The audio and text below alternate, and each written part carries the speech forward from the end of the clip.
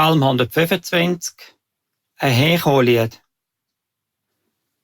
Wer Gott vertraut, ist wie ein Berg. Fest wie der Zion, da gibt's nichts zu rütteln. Der hockt fest für alle Ewigkeit. Jerusalem, Berg sind rund um dich um mich. Und gerade das ist Gott um sein Volk um mich. Für alle Ewigkeit. Die Macht der Gemeinen bleibt nicht für all.